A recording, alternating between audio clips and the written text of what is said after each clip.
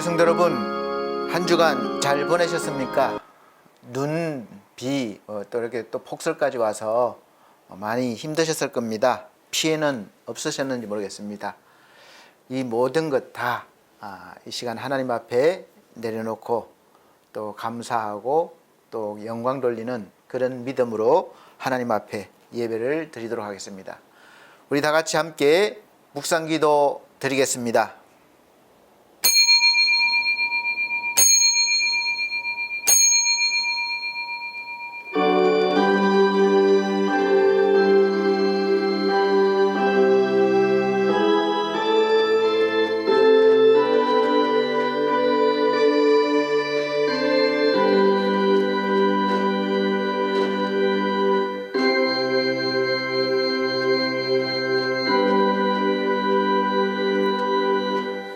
내 형제들아, 너희가 여러 가지 시험을 당하거든 온전히 기쁘게 여기라. 이는 너희 믿음의 시련이 인내를 만들어내는 줄 너희가 알미라. 인내를 온전히 이루라. 이는 너희로 온전하고 구비하여 조금도 부족함이 없게 하려 함이라. 아멘. 네, 다 같이 찬송가 20장 큰 영광 중에 계신 주 찬송 드리겠습니다.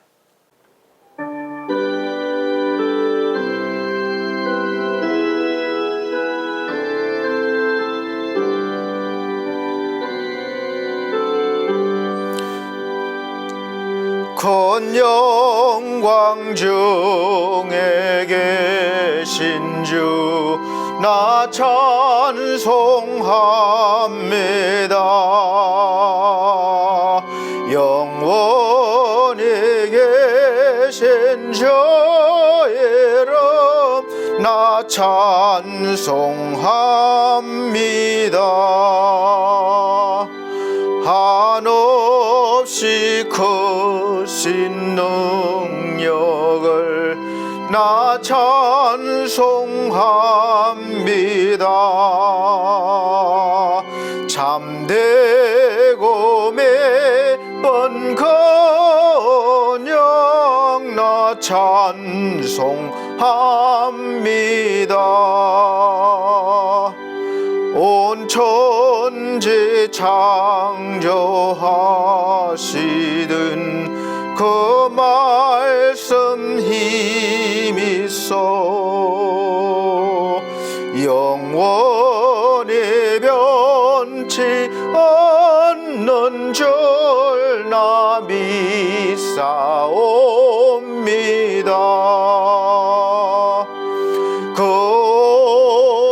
하신 주 음성 날 불러주시고 거품에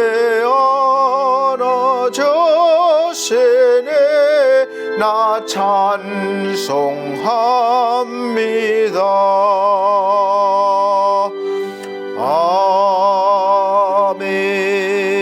아멘. 성시교독 교독문 40번입니다. 찬송가 뒤에 교독문 40번 시편 96편입니다. 제가 한 절, 우리 성도님들께서 한 절 천천히 큰 소리로 읽어 나가도록 하겠습니다. 새 노래로 여호와께 노래하라.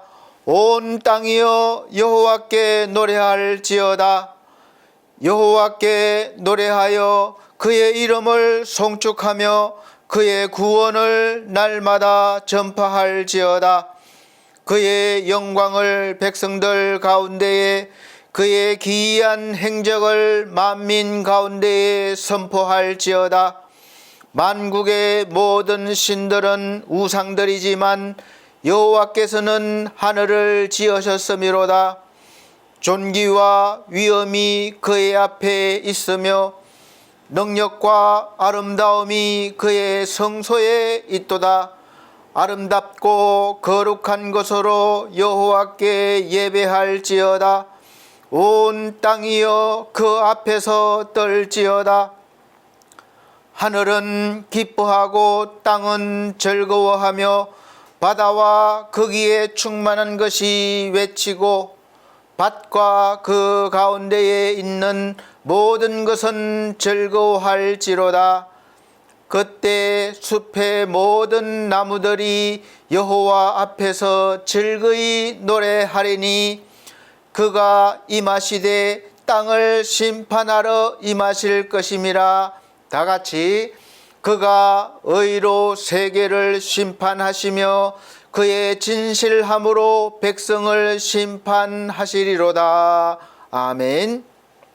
다 같이 사도신경으로 신앙 고백 드리도록 하겠습니다. 나는 전능하신 아버지 하나님 천지의 창조주를 믿습니다.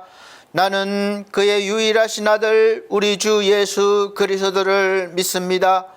그는 성령으로 잉태되어 동정녀 마리아에게 나시고 본디오 빌라도에게 고난을 받아 십자가에 못 박혀 죽으시고 장사된 지 사흘 만에 죽은 자 가운데서 다시 살아나셨으며 하늘에 오르시어 전능하신 아버지 하나님 우편에 앉아 계시다가 거기로부터 살아있는 자와 죽은 자를 심판하러 오십니다. 나는 성령을 믿으며 거룩한 공교회와 성도의 교제와 죄를 용서받는 것과 몸의 부활과 영생을 믿습니다. 아멘. 다 같이 찬송가 86장 찬송 들으신 후에 예배를 위해서 이태석 안수 집사님 기도를 해 주시도록 하겠습니다. 다 같이 찬송 드리겠습니다.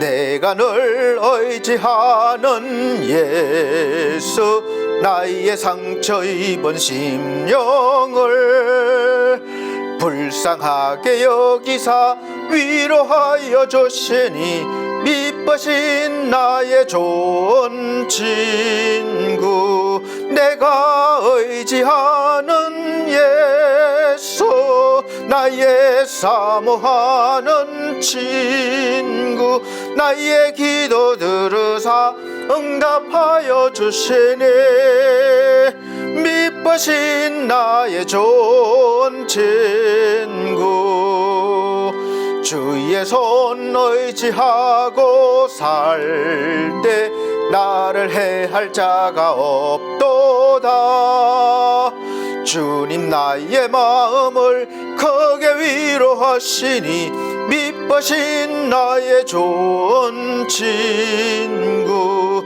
내가 의지하는 예수 나의 사모하는 친구 나의 기도 들으사 응답하여 주시네 미쁘신 나의 좋은 친구 내가 요단강 건너가며 마음이 두려웠었던 때도 주가 인도하시니 어찌 두려워하랴 미쁘신 나의 좋은 친구 내가 의지하는 예수 나의 사모하는 친구 나의 기도 들으사 응답하여 주시네 미쁘신 나의 좋은 친구 이후 천국에 올라가서 모든 성도들과 다 함께 우리들을 구하신 주를 찬양하리라 미쁘신 나의 좋은 친구 내가 의지하는 예수 나의 사모하는 친구 나의 기도 들으사 응답하여 주시네 미쁘신 나의 좋은 친구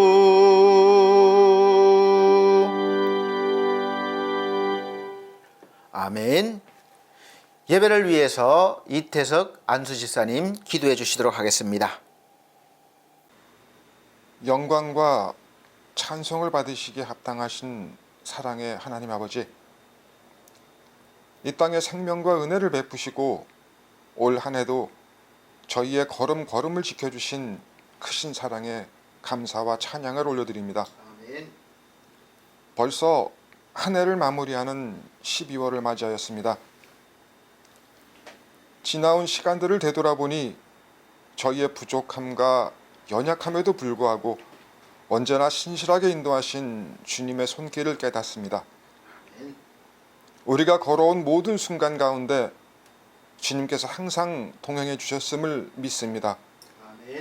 우리의 삶에서 주님을 잊고 자기 뜻대로 행했던 모든 죄를 이 시간 회개하오니 주님의 긍휼로 용서하여 주시옵소서. 새로운 한 해를 준비하며 간구합니다. 우리의 삶의 모든 것이 하나님의 은혜 속에 있음을 고백하며 새해에는 감사하며 기뻐할 일들만 가득하게 하여 주시옵소서. 자비로우신 하나님 아버지, 때 아닌 폭설로 추운 겨울 힘들어하는 이웃들이 있으면 살피게 하시옵소서. 불우한 이웃들에게 따뜻한 위로와 희망을 전하게 하시고 고통 중에 있는 이들에게는 위로를, 질병 가운데 있는 이들에게는 치유를, 마음이 상한 이들에게는 평강을 허락하여 주시옵소서. 은혜의 하나님, 저희 노년의 부모님들을 주여 살펴주시고 보듬어 주시옵소서. 건강 살펴주시고 아버지 하나님의 은혜와 축복 속의 삶이 항상 함께하는 노년의 시간 주여 붙잡아 주시옵기를 간곡히 기도드립니다.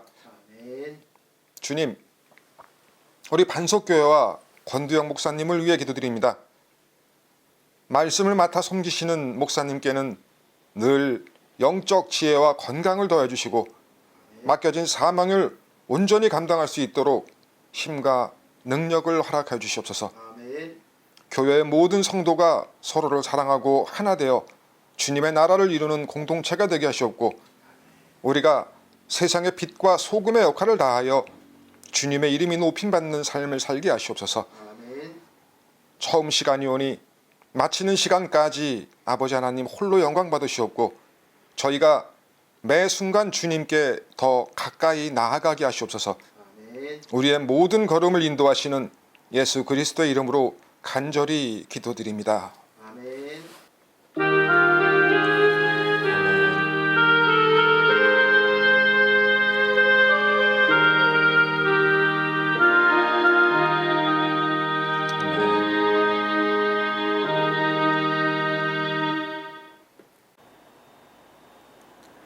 네, 감사합니다.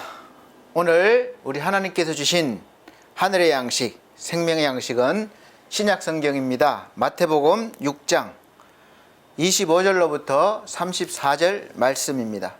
제가 천천히 읽어드리도록 하겠습니다. 그러므로 내가 너희에게 이르노니 목숨을 위하여 무엇을 먹을까, 무엇을 마실까, 몸을 위하여 무엇을 입을까 염려하지 말라. 목숨이 음식보다 중하지 아니하며 몸이 의복보다 중하지 아니하냐. 공중의 새를 보라. 심지도 않고 거두지도 않고 창고에 모아들이지도 아니하되 너희 하늘 아버지께서 기르시나니 너희는 이것들보다 귀하지 아니하냐. 너희 중에 누가 염려함으로 그 키를 한 자라도 더 할 수 있겠느냐. 또 너희가 어찌 의복을 위하여 염려하느냐. 들의 백합화가 어떻게 자라는가 생각하여 보라. 수고도 아니하고 길쌈도 아니하느니라. 그러나 내가 너희에게 말하노니 솔로몬의 모든 영광으로도 입은 것이 이 꽃 하나만 갖지 못하였느니라. 오늘 있다가 내일 아궁이에 던져지는 들풀도 하나님이 이렇게 입히시거든 하물며 너희일까 보냐. 믿음이 작은 자들아, 그러므로 염려하여 이르기를 무엇을 먹을까, 무엇을 마실까, 무엇을 입을까 하지 말라. 이는 다 이방인들이 구하는 것이라. 너희 하늘 아버지께서 이 모든 것이 너희에게 있어야 할 줄을 아시느니라. 그런즉 너희는 먼저 그의 나라와 그의 의를 구하라. 그리하면 이 모든 것을 너희에게 더하시리라. 그러므로 내일 일을 위하여 염려하지 말라. 내일 일은 내일이 염려할 것이요 한날의 괴로움은 그날의 족하니라. 아멘. 우리 사랑하는 성도 여러분, 반갑습니다. 또 함께 예배드리게 되어서 너무도 감사드리고, 오늘 하나님께서 우리 사랑하는 여러분들에게 크신 은혜 주셔서 또 이 힘든 가운데 위로를 받으시고 힘을 얻으셔서 큰 소망 가운데 또 살아가실 수 있으시기를 예수 그리스도의 이름으로 축복합니다. 올해는 눈이 많이 오고 날씨도 추워지지 않을까 미리 걱정하게 되는 그런 것 같습니다. 갑자기 눈이 이렇게 많이 오는 것은 정말 드문 일 같아요. 그래서 다행히 날씨가 좀 따뜻해서 다 녹아서 그나마 다행입니다. 눈 피해는 없으셨습니까? 우리는 늘 이렇게 미리 걱정하고 근심하는 그런 마음을 가질 수밖에 없는 약한 존재들입니다. 그래서 오늘 말씀 선포 제목을 미래의 근심, 걱정, 두려움을 해결하라라는 말씀으로 제목으로 말씀을 선포하도록 하겠습니다. 올해 초 목표를 정하고 계획을 세워서 성실하게 달려왔죠. 그리고 이제 드디어 올해 마지막 달입니다. 그래서 마지막 달을 맞이했는데 이렇게 되돌아보면 결산을 할 그럴 때죠. 그래서 목표 달성 어느 정도 하셨습니까? 많은 기업들과 개인 사업자들이 경영에 어려움을 겪고 있고 또 폐업을 하거나 규모를 줄이고 있는 것이 현실입니다. 물론 그 중에서도 성장하는 기업들도 있을 것입니다. 그러나 사회 전반적으로 이 경제적으로 한파가 몰아닥쳐서 많은 분들이 힘들어합니다. 그래서 대체적으로 평균적으로도 많이 이렇게 떨어진 것을 볼 수 있습니다. 어느 정도인지 현실감을 체감으로 느껴보고 싶다면 좀 늦은 밤에 거리를 다녀보면 알 수 있습니다. 전에는 불빛이 휘황찬란하게 새벽 늦게까지 이렇게 밝혀졌던 곳들이, 사람들로 북적거렸던 그런 곳들이 이제는 밤 10시 넘어서면서부터 불이 점점 꺼지고 하나둘씩 간판등이 꺼지고 어두워지기 시작합니다. 그래서 자정을 넘어가면 어두컴컴하게 변하는 것을 보게 됩니다. 그만큼 장사가 안 된다는 거죠. 손님이 없다는 거죠. 매출이 없는 것이죠. 그래서 한숨이 절로 나옵니다. 이렇게 우리 국민들은 한숨을 쉬고 힘들어하는데, 국민들을 잘 또 살게 해주고 그렇게 해야 할 국회의원들이 대표로 나가서 뭘 하는지 모르겠습니다. 계속해서 엉뚱한 곳을 가지고 계속해서 서로 물고 뜯고 그렇게 하고 있어요. 우리 국민들을 위한다고 말은 늘 그렇게 하지만 실제 우리 국민들의 삶을 위해서 서로가 협력하고 정책을 펴는 경우를 우리는 보지 못하는 것 같아요. 서로 잡아내리기 위해서 그렇게 싸우고 있습니다. 이렇게 우리의 삶은 언제나 먹고 사는 문제가 있어서 근심, 걱정과 항상 연결이 되어 있고, 이 근심, 걱정이 자라고 또 커지게 되면 이제 앞날에 대한, 미래에 대한 두려움이 되는 것을 우리는 늘 체험하고 겪으면서 살아가고 있습니다. 잘 되면 잘 돼서 걱정, 세금을 많이 낼까봐 걱정, 또 안 되면 안 돼서 걱정입니다.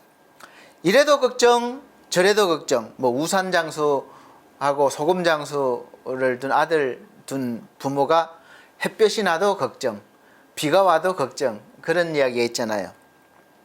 그래서 항상 걱정을 하며 살아가고 있다 보니까 우리가 하나님을 믿으면서도 믿음이 자라지 못하면, 즉 영적인 어린아이에 머물게 되면 마찬가지로 늘 근심, 걱정, 미래의 두려움으로 인해서 거기에 마음이 가 있기 때문에 우리 마음에 늘 하나님을 둬야 하는데 이렇게 근심, 걱정, 두려움이 자리 잡고 있어서 이 문제를 해결하는 데 급급한 그런 수준으로 살고 있습니다.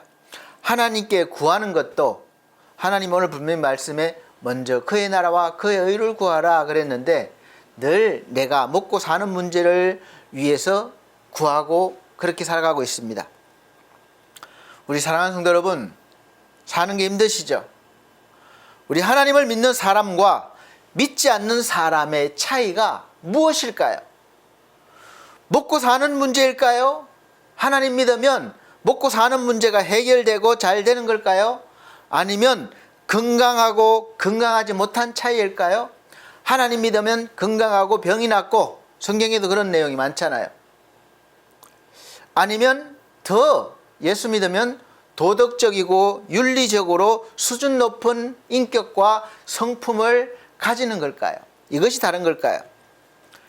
그런 것으로 예수를 믿는 사람과 믿지 않는 사람을 구별하면 아마 잘 구별되지가 않습니다. 어떤 때는 믿지 않는 사람들이 훨씬 더 건강하고 잘 부자로 살고 또 윤리적이고 도덕적으로 사는 경우도 많습니다. 결론부터 말씀드리면 예수를 믿는 사람과 믿지 않는 사람의 가장 큰 차이는 어떤 상황이나 어떤 위치에 있든지 하나님을 예배하고 하나님을 찬송하는 겁니다. 그분의 백성으로서 그런 행위, 그런 믿음의 행위를 날마다 하고 살아가는 것이죠. 하나님께서는 성경 전체를 통해서 하나님의 사람, 하나님의 백성으로 사는 것이 어떤 삶인지 또 어떤 정도의 수준까지 도달해야 되는지를 말씀하시고 그 한 사람 아니면 그 백성을 통해서 그 인생을 통해서 역사를 통해서 알려주셔서 우리로 하여금 이 현실 속에서 우리도 예수를 믿으면서 그리스도인으로서 그렇게 살아가라는 거예요. 그렇게 살면서 하나님의 영광을 나타내라는 것을 우리가 배우고 교훈할 수 있습니다. 교훈받을 수 있습니다. 많은 성도들이 하나님을 믿으면서도 이방인들과 같은 것을 바라고 소망하는 것에 대해서 계속해서 훈계하시고 책망하시고 이 육적인 문제, 즉 세상적인 문제를 넘어서서 영적인 문제, 영적인 세상 안으로 들어와서 살도록 하기 위해서 끊임없이 하나님은 우리를 깨우쳐 주시고 또 징계도 하시고 구원도 해주시고 은혜 주시고 이렇게 도우시고 인도하고 계시는 것을 볼 수 있습니다. 저는 개인적으로 예수 그리스도를 믿지 않을 때도 예수 그리스도를 믿고 난 후에도 많은 고난의 문제를 겪고 살아왔고 또 저도 여러분들과 같이 어려울 때마다 하나님께 간절히 지금 이 문제 또 필요한 것을 위해서 기도하고 간구하며 또 신앙생활을 해왔습니다.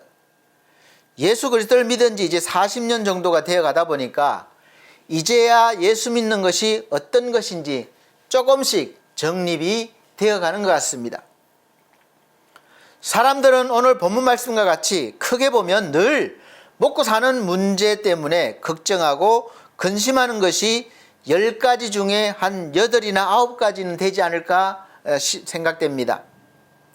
그래서 오늘 본문 말씀이 시작되기 전에 6장 1절로부터 24절 말씀 보면 우리가 살아가는 데 있어서 가장 근본적이고 기본적으로 필요한 문제에 대해서 말씀하시고 또 이 똑같은 상황과 현실 속에서 믿음이 있는 사람과 믿음이 없는 사람의 차이에 대해서 말씀하시려는 것을 볼 수 있습니다.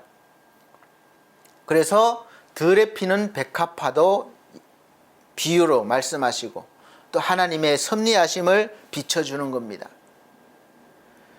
여러분은 어떻게 생각하시는지 모르시겠지만 저는 예수 믿는 사람과 믿지 않는 사람의 차이는 이것이라고 봅니다. 예수 믿는 사람은 모든 상황에서 믿지 않는 사람과 다르게 살아야 되는 거라는 거죠. 이 다름은 가지고 있고 보여지는 어떤 물질적이고 성공적이고 세상의 출세보다는, 즉 먹고 사는 문제보다는 이 내면적이라는 것입니다. 내면적으로 변하는 것이에요. 즉 성품적인 것이죠. 점점 예수를 닮아가고 예수와 같이 되어가는 것입니다. 가난하게 사는 사람이 예수 믿으면 사는 게 하나도 고달프지 않고 자존심도 상하지 않고 힘들게 살지 않게 되나요? 반대로 예수 믿는 사람이 부자로 살면 목에 힘주지 않고 아주 겸손하고 검소하고 좋은 일 많이 하면서 사나요? 그리고 예수 믿는 사람이 나이가 들어도 하나도 나이 먹은 티가 나지 않고 늘 마음이 넉넉하고 예수님을 보여줄 수 있는 그런 인생을 사시고 살아야 되는 건가요? 이렇게 예수를 믿어도 사실은 같은 상황이 주어지면 별 표시가 안 나게 살아가는 사람들이 많습니다. 그래서 예수 믿는 증거가 나타나지 않는 겁니다. 여러분들이 여러분 자신과 여러분의 주위를 잘 살펴보세요. 예수 믿는 사람들이 어떻게 살길래 믿지 않는 사람들과 다른 인생을 사는지 어떤가요? 어떻게 살던가요? 표시가 나던가요? 그냥 주일 되면 의례적으로 예배를 가서 교회 가서 예배를 드리고 오고 또 마치고 나와서 이제 그 나머지 시간은 자기를 위해서 살고, 그 부분이 다른가요? 일주일에 한번 예배 드리는 거? 아니면 좀 더 열심히 하면 뭐 매일매일 기도하고 말씀 읽고 이렇게 하는 건가요? 그러다 보니까 제가 매일매일 말씀과 기도하는 그것을 못 올렸습니다. 이 프로그램도 문제가 있고 컴퓨터에 문제가 있어서 그렇게 하지 못했어요. 그래서 요즘 사고 나서부터 계속해서 좀 많이 얽혀 있고 그래서 힘들었습니다. 그래서 죄송하게 됐습니다. 이제 또 다시 마음과 또 여러 가지 상황을 정리해서 또 하나님이 정리하게 해주셨습니다. 그래서 다시 또 시작하겠습니다. 예수를 믿어도 예수를 믿지 않는 사람들과 별반 다를 게 없이 사니까 요즘 예수 믿는 것을 인정해 주지 않고, 또 교회가 교회답지 못하다, 성도가 교인이 교인답지 못하다, 성도답지 못하다는 소리를 듣는 것이 아닌가 한번 생각해 봅니다. 그리고 반성도 해봅니다. 성경 속에서, 인물 속에서 다윗을 보면 우리와 같이 어렸을 때부터 수많은 어려움을 당하고 있는 가운데에서도 고통과 힘듦을 호소해요. 그런 삶이었습니다. 하나님이 선택하셨고 왕으로 세우셨는데 그의 그 인생이 보장되지 않은 상태였어요. 오랜 시간을 고생했습니다. 목숨의 위협을 받았습니다. 그래서 그 다윗이 그냥 죽겠다는 소리하고 매일 그렇게 했습니까? 물론 우리와 같이 호소도 해요. 간구도 해요. 하나님 어디에 계십니까? 어느 때까지입니까? 이런 호소도 합니다. 눈물로 내 침상을 적십니다. 이렇게 힘듦을 하나님 앞에 보여드립니다. 간구합니다. 동시에 또 그가 보여주는 것은 하나님의 위대하심을, 그 가운데 하나님을 또 바라보고 찬양하고 또 하나님의 영광을 위해서 그렇게 하는 것을, 영광을 돌리는 것을 볼 수 있습니다. 시편 보시면 다 대부분 그렇게 마무리가 돼요. 처음에는 그렇게 힘들고 뭐 간구하고 했다가 나중에는 하나님을 찬양하고 하나님의 영광을 나타내는 그런 내용들로 가득 차 있습니다. 여러분 어떠십니까? 기도하고 간구할 때 그렇게 마치십니까? 또 사도 바울을 보면 신약에 참 그렇게 위대한 인물로 우리가 생각하는 사도 바울을 보면 마찬가지로 감옥에 있든지 쫓겨다니든지 목숨의 위협을 받든지 그 가운데에서도 하나님으로 인해서 자족하기를 배웠다고 그러고 또 하나님께 영광을 돌리는 것입니다. 자기 자신에 대해서 너무나 감사하고 자신이 하는 일에 대해서 너무나 당당하고 영광을 돌리는 거예요. 제가 가끔 설교할 때도 말씀드리고 있는데 저는 여러분들과 똑같이 하나님을 믿고 있는 사람입니다. 그리고 여러분들과 다른 점은 제가 특별히 인격이 좋다거나 학문이 높다거나 뭐 더 부자로 산다거나 아니면은 더 훌륭한 점이 있어서 그런 게 아니에요. 하나님께서 여러분하고 똑같이 불렀지만 저를 목사의 직분을 주시고 목사로서의 그런 일들을 하라고 하신 것입니다. 그것이 달라요. 그래서 저는 목사라는 직분을 받았기 때문에 이 목사로서 살아가려고 어떤 상황이 오든 어떤 일이 있든 직분을 다하려고 나름대로 노력하고 살아왔습니다.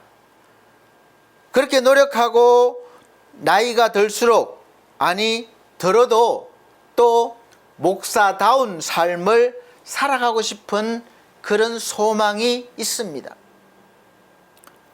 여러분들도 저는 그래야 된다고 믿고 있습니다. 성도면 성도답게 나이가 들수록 그런 모습들이 나타나고 집사면 집사답게 점점 더 그런 모습들이 나타나고 또 권사, 장로면 갈수록 직분에 맞는 그런 성품과 인격과 믿음의 삶이 나타나야 된다는 것이죠. 그래야 예수 믿는 것이 표시가 나지 않겠습니까? 장로가 됐는데도 똑같은 삶을 산다면 과연 여러분 누가 장로로 인정하겠습니까? 저나 여러분이나 하나님을 믿는 사람답게 사는 것이 어떤 삶인가요? 그냥 교회에 다니고 예배드리는 것이 신앙인답게 사는 것입니까? 교회 와서 봉사하고 그 직분에 맞는 일을 하고 다시 세상으로 집으로 돌아가면 교회 와서 하는 행동과 전혀 다른 삶을 살게 된다면 과연 신앙인다운 것입니까? 아니면 좀 더 오늘 마태복음 6장 1절로부터 말씀하고 있는 다른 사람들에게 보여주려고 좀 더 옆에 있는 성도들보다 더 열심히 종교 생활하는 것을 보여주는 것이 신앙인다운 삶입니까? 혹시 진짜 그렇게 생각하시고 자신을 그렇게 하는 데 대해서 자랑스럽게 내세울 것이 있는 사람으로 생각하시는 것은 아닌가요? 그럼 제가 질문을 드리겠습니다. 그렇게 사시면 먹고 사는 문제에 대해서 근심 걱정이 없고 내일에 대한 염려와 두려움이 없으십니까? 제가 지금까지 만난 사람 중에 걱정, 근심, 두려움에서 벗어난 사람은 한 사람도 보지 못한 것 같습니다. 그럼 그런 종교 행위가 예수를 믿지 않는 사람들과 별반 다르지 않다는 것을 알 수 있습니다. 우리가 신앙생활 한다는 것은 겉모습이 아니라 이 내면이 자꾸 변해간다는 거예요. 빌립보서 4장 8절에서 9절 말씀 보면 끝으로 형제들아 무엇에든지 참되며 무엇에든지 경건하며 무엇에든지 옳으며 무엇에든지 정결하며 무엇에든지 사랑받을 만하며 무엇에든지 칭찬받을 만하며 무슨 덕이 있든지 무슨 기림이 있든지 이것들을 생각하라. 그리고 생각에만 그치라는 것이 아니라 행하는 것까지 말씀하고 있습니다. 9절 너희는 내게 배우고 받고 듣고 본 바를 행하라. 그리하면 평강의 하나님이 너희와 함께 계시리라. 아멘. 배우고 받고 듣고 본 바가 무엇이겠습니까? 하나님의 말씀 아니겠습니까? 그래서 성도가 성도다운 것은 먹고 사는 문제는 물론이고 내일에 대해서도 좀 넉넉해지고 평안하게 사는 것이라는 것을 깨달았습니다. 저는 목사이지만 목사는 특별한 인생을 사는 것일까요?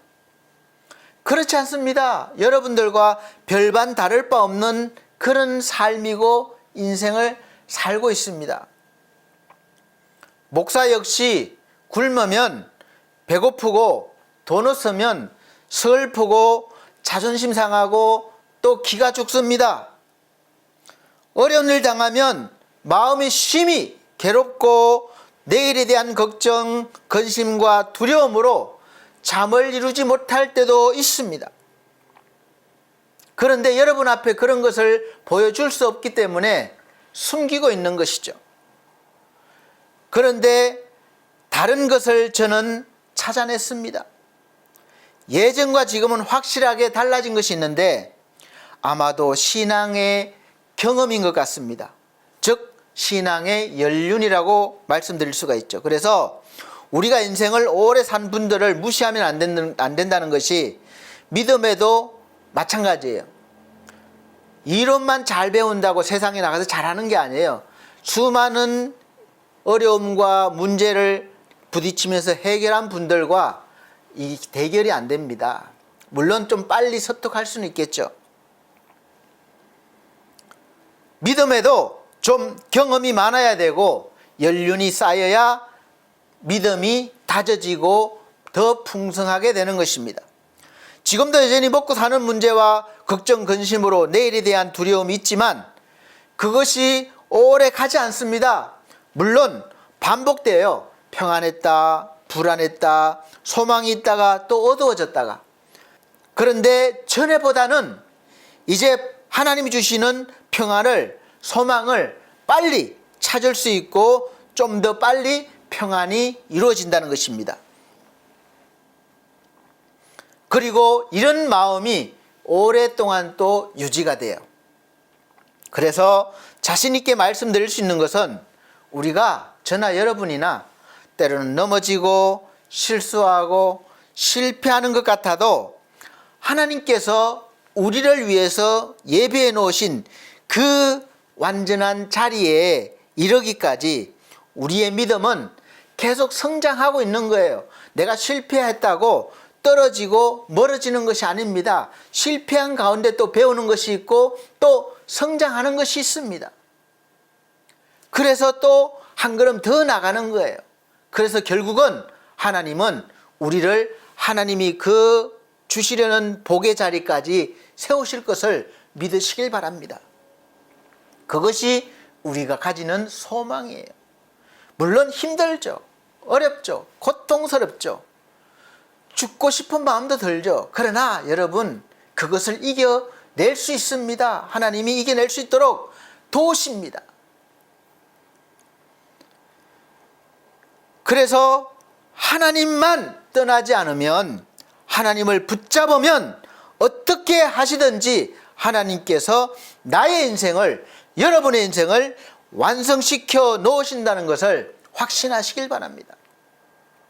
그래서 어떤 때는 마음이 괴롭고 힘들어 죽을 것 같아도 내 입에서 죽겠다, 절망이다라는 말이 나오지 않습니다. 여러분, 저하고 대화하는 중에 아이고 죽겠습니다 이런 소리 많이 줄어들었을 거예요. 잘 하지 않을 거예요. 힘듭니다. 물론 그런 말은 하죠. 다 그러니까. 그런데 힘듭니다 해도 짧은 거예요. 그래서 힘을 내십시오. 그래도 우리에겐 소망이 있습니다. 그렇게 되는 것이죠.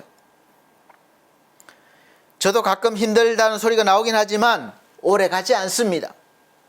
그래도 이제 먹고 사는 문제가 늘 저의 앞에 있고 여전히 저를 힘들게 하지만 이제 그런 것들은 이방인들이 구하고 찾는 것, 걱정하고 두려워하는 것이라는 것을 말씀을 통해서 깨달았기 때문에 그런 문제가 있지만 먼저 하나님의 나라와 하나님의 의를 구하고 또 구하려는 것입니다.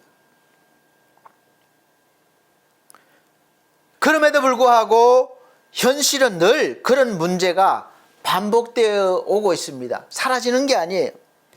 다시 우리를 먹고 사는 문제와 내일에 대한 근심과 걱정, 두려움이 우리를 힘들게 하고 있고 또 앞으로도 그럴 것입니다. 그렇다면 우리 성도는 미래에 대한 이 근심, 걱정, 두려움을 어떻게 극복할 수 있을까요? 열심히 막 기도하고 열심히 신앙생활하고 직분 감당하면 됩니까? 첫째, 하나님께서 과거에 나를 도우셨던 일을 기억하십시오. 이스라엘 백성이 한 번도 가본 적이 없는 가나안을 눈앞에 두고 두려워 떨고 있을 때 모세는 그들에게 다음과 같은 말을 했습니다. 신명기 1장 31절 말씀에 광야에서도 너희가 당하였거니와 사람이 자기의 아들을 안는 것 같이 너희의 하나님 여호와께서 너희가 걸어온 길에서 너희를 안으사 이곳까지 이르게 하셨느니라. 아멘.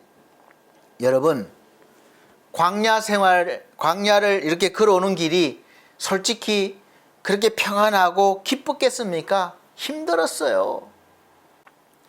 그런데 해석을 다르게 하는 것입니다. 믿음의 해석이에요.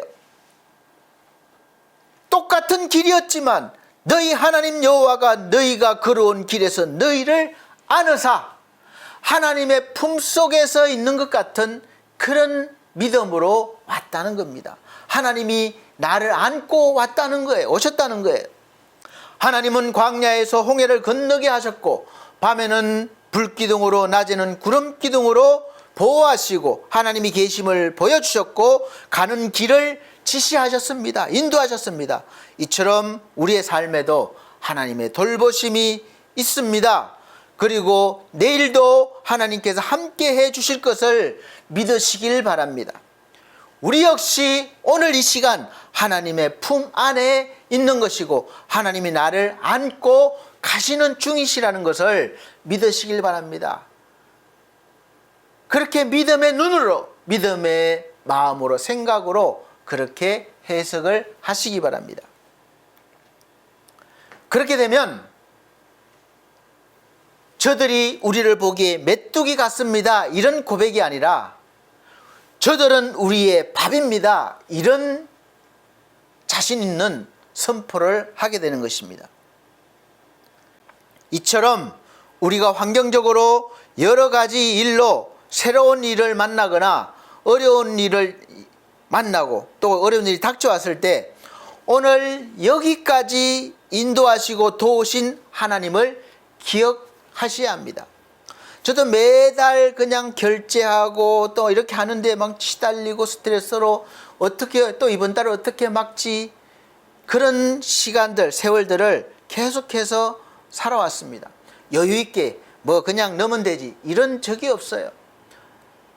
근데 되돌아보면 하나님이 그렇게 어떻게든 좀 창피하고 자존심 상하지만 빌리기도 하고 그렇게 살아왔습니다. 그런데 다 해결되고 여기까지 온 거예요. 그래서 하나님께서 여기까지 인도하셨다, 이런 고백 나옵니다. 둘째는 주님의 말씀으로 미래의 두려움을 극복해야 됩니다. 예수님께서는 오늘 본문에서 내일 일을 염려하지 말라, 내일 일은 내일 걱정하라가 아니라 내일이 염려할 것이요 한날의 괴로움은 그날로 족하니라, 이렇게 말씀하고 있습니다. 이 말씀은 아직 오지도 않은 내일 일을 미리 앞당겨서 염려하지 말라는 말씀입니다. 주님은 공중의 새와 들의 백합화를 보라고 말씀하셨습니다. 왜 그렇습니까? 하늘 아버지께서 길러주시고 자라게 해주신다고 말씀하고 있습니다. 사람이 가서 걸음을 주고 물을 주고 돌보지 않아도 하나님께서 섭리 가운데 돌보셨다는 거예요. 들의 백합화 보면서 하나님의 손길을 바라보는 것입니다. 백합화가 내일 폭풍이 오면, 태양이 너무 뜨거우면, 비가 안 오면 그런 걱정하지 않습니다. 활짝 필 때까지 하나님이 돌보셨다는 거예요. 주님은 항상 우리를 향하여 두려워하지 말라, 내가 너희와 함께 함이라를 말씀하십니다. 주님이 함께 하실 때 폭풍우가 잠잠해졌습니다. 주님이 함께 하실 때 귀신이 떠나갔습니다. 주님이 함께 하실 때 병이 나았습니다. 주님이 함께 하실 때 사망에서 생명으로 옮겨졌습니다. 이것은 내가 어떤 종교 행위로 하는 것이 아니라 또 신앙 생활을 많이 했다고 하는 말이 아니라 모두 성경에 기록된 하나님의 말씀입니다. 그러므로 하나님의 말씀으로 미래의 어떠한 두려움도 극복할 수 있다는 것을 믿으시고 말씀을 들으시고 읽고 묵상하고 믿으시고 말씀대로 살아가 보십시오. 처음에는 한 걸음, 그 다음엔 두 걸음, 그 다음에는 여러 걸음, 그 다음엔 뛰게 될 것입니다. 이것이 믿음의 성장입니다. 셋째는 나에게 필요한 모든 것은 내일 나에게 필요한 모든 것은 하나님께서 준비해 놓으셨음을 믿으시길 바랍니다. 여호와 이레라고 하죠. 여호와 이레. 하나님이 미리 준비해 놓고 계셔요.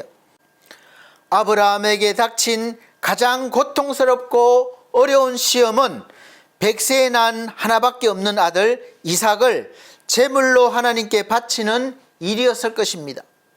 아브라함은 하나님께서 이삭을 통해서 자손이 모래와 같이 별과 같이 번성할 복을 주셨다는 말씀을 믿었기 때문에 죽은 자 가운데서 다시 살리실 줄을 믿었기 때문에 이삭을 제물로 드릴 수 있었습니다. 히브리서 11장 17절에서 19절 말씀 보면 아브라함은 시험을 받을 때에 믿음으로 이삭을 드렸으니 저는 약속을 받은 자로 돼 그 독생자를 드렸느니라. 저에게 이미 말씀하시기를 내 자식이라 칭할 자는 이삭으로 말미암으리라 하셨으니 저가 하나님이 능히 죽은 자 가운데서 다시 살릴 줄로 생각한지라 믿었다는 것이죠. 비유컨대 죽은 자 가운데서 도로 받은 것이니라. 아멘. 하나님 앞에 제물로 드려진 것은 죽었다는 거예요. 그런데 다시 돌려받았다는 거예요. 생명으로. 그래서 여호와 이레, 예비하시는 하나님, 이런 말씀이 됐습니다. 하나님은 우리의 인생을 다 예비해 놓으셨습니다. 아브라함에게만 예비해 놓으셨을까요? 아닙니다. 그때나 지금이나 동일하신 하나님, 은혜를 베푸시는 하나님, 사랑을 주시는 하나님께서 저와 여러분의 인생도 예비해 놓으신 줄 믿으시길 바랍니다. 죽은 자 가운데서, 실패 가운데서, 또 어려움 가운데서 건져주시고 살려주시고 해결해 주시는 것을 이미 예비해 놓으셨다는 것을 믿으시길 바랍니다. 하나님은 우리 인생을 다 예비해 놓으셨습니다. 그러므로 지금 이삭을 제물로 드려야 하는 아브라함의 심정 같을지라도 가장 좋은 곳으로 예비하시는 하나님을 믿고 하나님 앞에 순종하시고 나아가시기를 바랍니다. 예배하시고 찬양하시고 영광을 돌리시길 바랍니다. 부끄럽지만 제가 간증을 하나 드리겠습니다. 요즘 생긴 간증이에요. 들으시면서 하나님을 바라보시길 바랍니다. 제가 11월 초에 투석 환자 병원 동행을 하려고 가다가 정지하고 있는데 뒤에서 차가 엄청 세게 받았습니다. 그래서 볼보 차량이에요. 그건 멀쩡하더라고요. 뒤쪽 한쪽이 완전히 부서질 정도로 세게 받쳤습니다. 그때는 뭐 특별히 다친 곳이 없었고 또 정신이 없었어요. 그래서 환자분을 시간 맞춰서 거기서 도착해서 모시고 가야 되기 때문에 그냥 기본 조치만 해놓고 그렇게 병원으로 가서 어르신을 모시고 집까지 모셔다 드리고 왔다가 이제 토요일이다 보니까 시간이 늦었어요. 그러니까 다 문을 닫았습니다. 그래서 대림성모병원 응급실에 가서 진료를 받고 검사도 하고 약을 타서 뭐 좀 머리도 아프고 또 목도 아프고 이제 시간이 지나니까 속도 메스꺼리고 그래서 약을 지어 왔습니다. 그런데 문제가 생겼습니다. 제가 운행하던 자가용이 2003년식, 그러다 보니 20년이 넘었죠. 40만 킬로가 넘었습니다. 그러니까 보험 자차 가격이 100만 원도 안 잡혔어요. 수리하면 130%까지 보상을 해주는데 폐차를 하면 그 원가, 그러니까 자차 가격에 해준다는 거예요. 그래서 수리하는데 알아보니까 한 250만 원 정도 되고 또 부속이 없어서 고치지를 못한다는 겁니다. 천상 폐차해야 되는데 폐차하면 100만 원도 못 받게 되는 거죠. 저는 대부분 활동을 하는 게 차로 다 다니기 때문에 차가 없으면 거의 대부분 일이 올수습됩니다. 그래서 한편으로는 어두운 마음과 생각이 듭니다. 안 그래도 어려운데 하필이면 이런 사고가 날까? 하나님, 열심히 살려고 하는데 왜 이런 일들이 저에게 닥칩니까?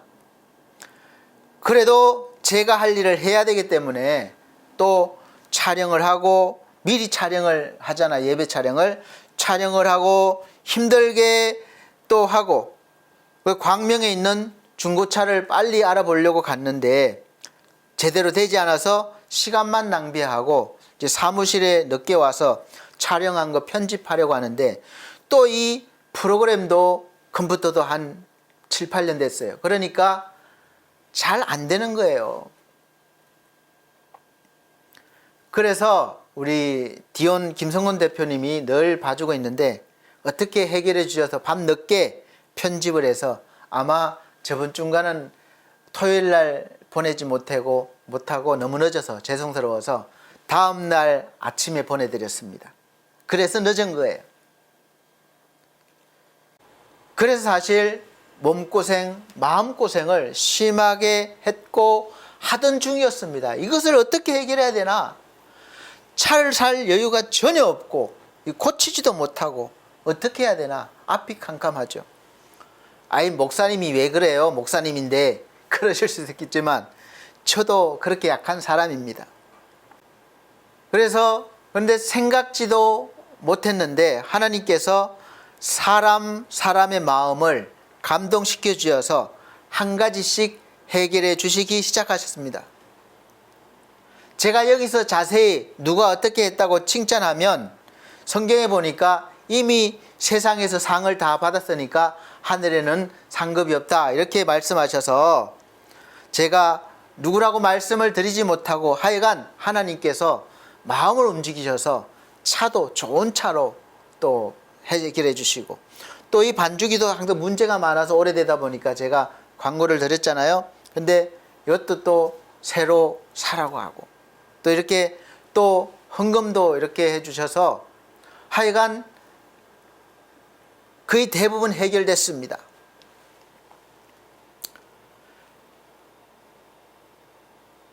그래서 개인적으로 너무도 고맙고 감사해요. 그래서 제가 사실은 그 표현을 잘 못하는 편입니다.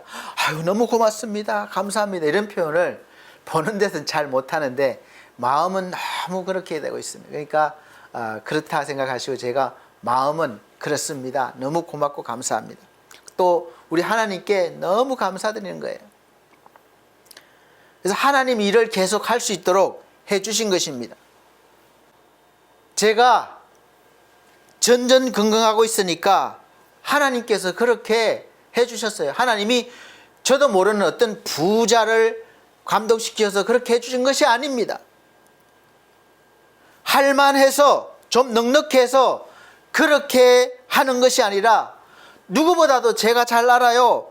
힘들고 지금 어려운 상황에서도 그렇게 마음에 감동이 된 것을 순종했기 때문에 너무도 고맙고 가슴이 짠합니다.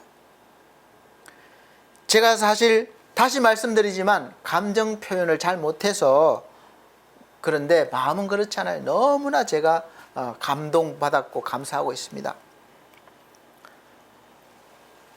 제가 저번 주 예배 때 교회 소식을 전해드리면서 교회는 목사가 혼자 이끌어가는 게 아니라고 말씀드린 것이 부담이 되지 않았나 살짝 걱정도 되지만 그 어려운 중에 그렇게 할 마음과 감동을 주신 분은 분명히 하나님이라고 믿고 있고 그래서 너무나 감사하고 그 감동에 순종한 분들께도 제가 고맙고 감사하고 있습니다. 아직도 물리치료를 받고 있고 사고 난 차도 아직 폐차를 해야 되지만 보상받을 일이 많이 있죠. 그런데 협의가 안 돼서 아직 그러고 있습니다. 하나님께서 내일 일은 네가 걱정해야 된다고 하시지 않았습니다. 오늘 말씀에 보면 내일 일은 내일이 걱정하게 하라고 말씀하고 있는 것은 내일은 하나님이 주시는 날이고 시간입니다. 그래서 나의 영역이 아니에요. 여러분, 제가 내일 있을지 없을지 우리가 어떻게 보장합니까? 그래서 내일 일이 걱정이 되고 근심이 되고 두려움이 몰려오면 하나님께서 지금까지 나에게 주신 은혜를 기억하고 하나님의 말씀을 근거로 해서 나에게 필요한 좋은 것은 하나님이 예비해 놓으셨다는 것을 믿고 또 안심하고 하나님을 향하여 눈을 들고 두 손 높이 들어 찬양하고 영광을 돌리라는 것입니다. 이것이 바로 먼저 그의 나라와 그의 의를 구하는 것입니다. 예수님께서 너희 하늘아버지께서 이 모든 것이 너희에게 있어야 할 줄을 아시느니라 이렇게 말씀하셨습니다. 하나님은 여호와 이레의 하나님이십니다. 가장 좋은 걸로 준비해 놓으시고 주시는 분이십니다. 지금 여러분들이 걱정하고 염려하는 모든 것들을 준비하고 계시다는 거예요. 그리고 믿음의 자녀들에게는 기쁜 마음으로 주시는 것입니다. 마태복음 7장 11절 말씀 보시면 너희가 악한 자라도 좋은 것으로 자식에게 줄 알거든 하물며 하늘에 계신 너희 아버지께서 구하는 자에게 좋은 것으로 주시지 않겠느냐. 분명히 하나님께서 이렇게 말씀으로 약속해 놓으셨습니다. 그리고 이 약속을 믿는 자들에게 반드시 지키신다고 말씀하셨습니다. 우리는 이 말씀을 믿는 거예요. 내 감정과 내 믿음을 믿는 것이 아닙니다. 내 감정이 충만할 때는 믿어지고 또 내가 열심히 할 때는 믿어지고 감정이 약해지고 또 믿음 행위가 없을 때는 약속이 안 되는 것이 아니에요. 여전히 하나님의 약속은 살아있고 이루십니다. 때가 되면 이루시어요. 그러므로 아직 일어나지도 않은 일에 두려워하지 말고 걱정 근심하지 마시고 우리가 해야 할 일은 하나님을 믿고 찬양하고 기도하고 영광을 돌리는 것입니다. 그럴 때 하나님이 우리 마음에 평안을 주셔서 걱정 근심 두려움을 이겨낼 수 있고 또 그 두려움들이 나도 모르게 물러가는 것을 여러분 체험하실 수 있으실 것입니다. 사랑하는 성도 여러분, 오늘 이 시간 우리에게 어떤 근심 걱정과 두려움이 있습니까? 여러분 어떤 문제가 여러분을 괴롭히고 걱정하게 하고 두려움을 줍니까? 사업입니까? 가족 문제입니까? 자녀 문제입니까? 아니면 돈 문제? 사업 문제입니까? 하나님께서 지금까지 우리를 도우셨음을 기억하시고 지금도 이 시간에 함께 계심을 믿으시길 바랍니다. 그리고 말씀을 듣고 읽고 묵상함으로 믿으시길 바랍니다. 믿어져요. 하나님이 믿게 해주십니다. 더 중요한 것은 하나님께서 지금 우리의 인생길에 언제나 최고의 좋은 길로 인도하시고 좋은 것을 항상 예비해 놓으시는 줄로 믿으시길 바랍니다.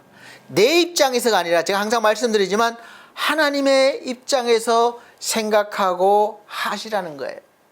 그러면 이 주파수가 맞게 됩니다. 내 입장에서 자꾸 하니까 이 주파수가 어긋나는 거예요. 빨리 맞춰야 됩니다. 그게 바로 말씀 안으로 우리가 들어가는 겁니다. 그러면 그 어떠한 두려움도 사라지고 주님께서 주시는 평강이 임하실 것입니다. 그러므로 성도의 삶은 모든 일상생활 속에서 좀 더 평안하고 넉넉해지는 것일 것입니다.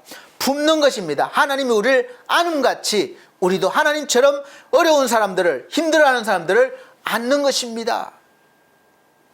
왜냐하면 하나님이 함께 하시고 그렇게 하라고 하시기 때문에 그래요. 가난할 때도 넉넉한 마음과 감사한 마음을 가지는 것과 부자일 때도 넉넉한 마음과 감사한 마음을 가지는 것과 고난과 어려움이 닥쳐와도 죽겠다 힘들다가 아니라 넉넉한 마음으로 소망을 가지고 변함없이 우리가 하나님을 바라보고 하나님을 찬양하고 그렇게 살아가는 거예요. 나이가 들고 몸이 약해지고 삶이 어려워져도 세상 사람들처럼 왜 내가 살아야 되는지, 하나님 왜 나를 안 데려가십니까? 이것이 아니라 외롭고 두렵고 우울하고 원망이 아니라 그럼에도 불구하고 넉넉한 예수 그리스도의 마음으로 내가 먼저 평안해지고 기뻐지고 넉넉해져서 다른 사람들에게 유익이 되고 소망이 되어주는 그런 삶을 사는 사람들이 바로 성도이고 성도의 삶이고 세상 사람들과 다른 거 아니겠습니까? 막 내가 부자 돼서 막 자랑 그런 게 아니라 이 내면적으로 든든해서 튼튼해서 어떤 상황이 와도 흔들리지 않는 거예요. 믿음으로 서 있는 거예요. 하나님을 보여주는 거예요. 품어주는 겁니다. 이것이 바로 세상 사람들과 성도의 다른 점입니다. 우리 사랑하는 성도 여러분, 하나님을 믿고 사랑하고 하나님을 바라보며 하나님 안에서 살아가다 보면 결국 걱정, 근심, 두려움을 넘어서서 하나님의 소망과 사랑과 섬김이 넘치고 또 넉넉하고 풍성한 성도로 살아 먼저 그의 나라와 그의 의를 구하는 믿음의 사람이 되는 것입니다. 그래서 그런 믿음의 사람들이 다 되시기를 예수 그리스도 이름으로 축복합니다. 기도하시겠습니다. 하나님 감사합니다. 우리가 세상 사람들과 똑같은 조건과 환경에서 살아가지만 우리 하나님은 우리 내면의 사람을 일으켜 주시고 살려주시고 풍성하게 해주셨습니다. 예수 믿는 사람과 믿지 않는 사람의 다른 점이 바로 내면의 사람이 다릅니다. 우리 하나님, 우리는 하나님의 자녀로 부름받은 자들입니다. 자녀답게 성도답게 또 우리가 세상 가운데 넉넉함으로 평안함으로 살아 많은 사람들을 품을 수 있는 하나님의 마음을, 예수의 마음을 가지게 하여 주시고 살아갈 수 있는 능력과 권세도 더하여 주시옵소서. 감사드리며 예수 그리스도 이름으로 축복하고 기도하옵나이다. 아멘. 감사합니다. 이 시간은 정성껏 준비하신 헌금 드리는 시간입니다. 찬송가 369장 다 같이 찬송 드리시면서 준비하신 헌금 드리도록 하겠습니다.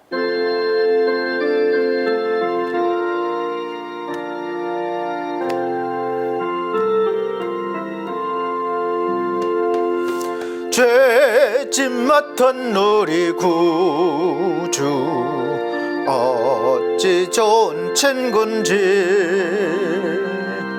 걱정 근심 무거운 짐 우리 주께 맡기세 이웃께 고함 없는 고로 복을 받지 못하네 사람들이 어찌하여 아랠 줄을 모를까 시험 걱정 모든 괴로움 없는 사람 누군가 보잘없이 낙심 말고 기도드려 아뢰세 이런 진실하신 친구 찾아볼 수 있을까 우리 약함 아시오니 어찌 아니하릴까 근심 걱정 무거운 짐 아니 진자 누군가 피난처는 우리 예수 주께 기도드리세 세상 친구 멸시하고 너를 조롱하여도 예수 품에 안기어서 참된 위로 받겠네. 아멘. 드려진 헌금을 위해서 기도드리겠습니다. 전주 드린 헌금은 이렇게 자막으로 올려드리고 있습니다. 우리 아버지 하나님, 하나님 은혜 감사합니다. 우리의 필요를 아시고 채워주시고 또 해결해 주시는 우리 하나님을 믿습니다. 예비하셨음을 믿습니다.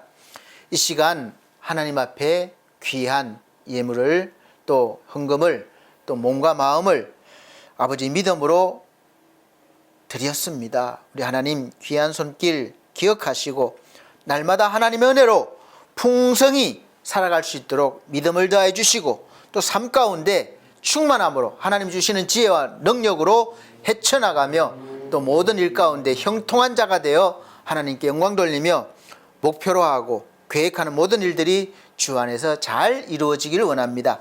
영광 돌리기를 원합니다. 예수 그리스도 이름으로 축복하고 기도하옵나이다. 아멘. 감사합니다. 교회 앞에 교회 소식 전해드리도록 하겠습니다. 첫 번째 24년도 교회 표어는 새로운 사람 새로운 삶입니다. 고린도후서 5장 17절 말씀입니다. 두 번째 매주 주일 오전 11시 예배를 현장 예배, 영상 예배로 드립니다.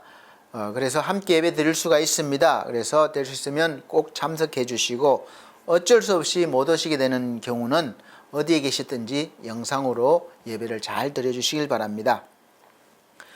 세 번째, 성도들의 가정과 직장과 사업을 위해서 기도해 주시기를 바랍니다. 그리고 몸과 마음이 또 믿음이 연약한 성도가 있습니다.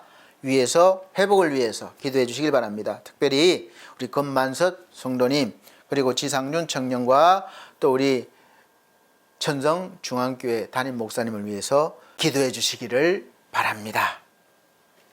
더불어 우리 반석교회와 반석 미디어 홈페이지 운영과 또 엘피스 재가복지센터 운영과 수급자 어르신들과 또 일하시는 선생님들 또 가족분들 위해서 기도해 주시고 또 우리 엘피스 홈케어를 위해서 기도해 주시기를 바랍니다. 다 이 교회 또 영혼 구원하는 일과 연관이 다 있는 일들입니다. 사업입니다. 네 번째, 늘 푸른 요양원에서 오후 예배를 인도하고 있습니다.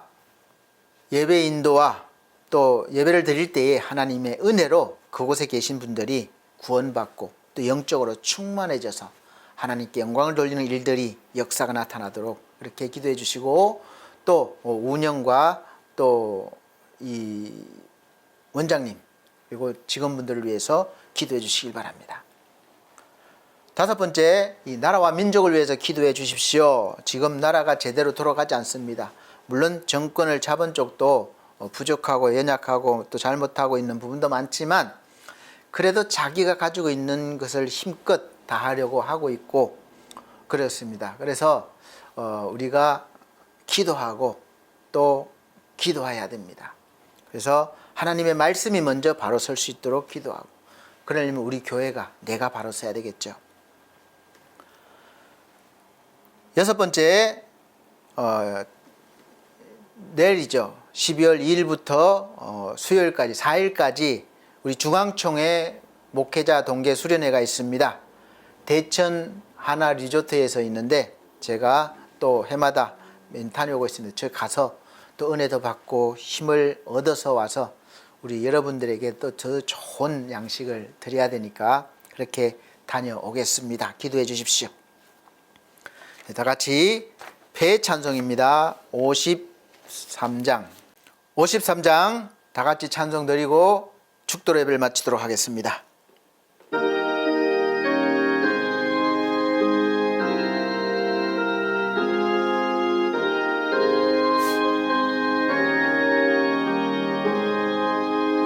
성전을 떠나가기 전 머리를 숙일 때 주께서 함께 계시고 복 내려줘소서. 집으로 돌아가는 길 주 동행하시고 내 모든 은행 중심사를 다 지켜줘소서. 거룩한 날이 다가고 저녁이 되도록 주의 맘에 빗대사 늘 계시옵소서. 아멘.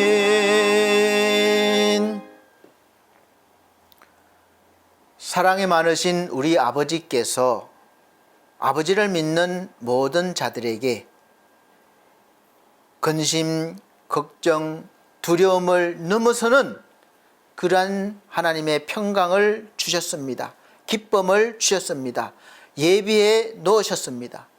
그러므로 우리가 이제 믿음으로 하나님을 바라보며 하나님의 예비하신 그 길을 가며 우리가 이제 넉넉함으로 충만함으로 세상에 살아가며 하나님의 영광을 나타내고 하나님 영광을 보여주고 세상 사람들도 하나님의 품 안에 안길 수 있는 그런 길을 여는 사람들이 되게 하여 주시옵소서.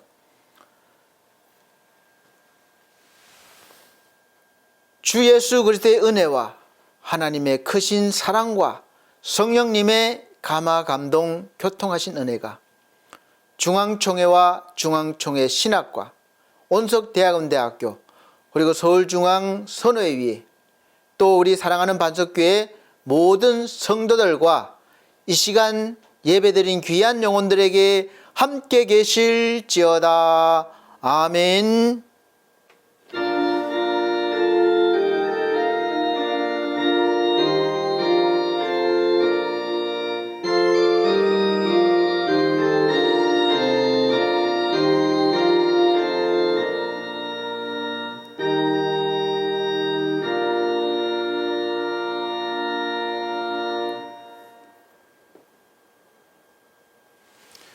감사합니다. 하나님께 모든 영광 올려드립니다. 다음 주 건강한 모습 뵙겠습니다.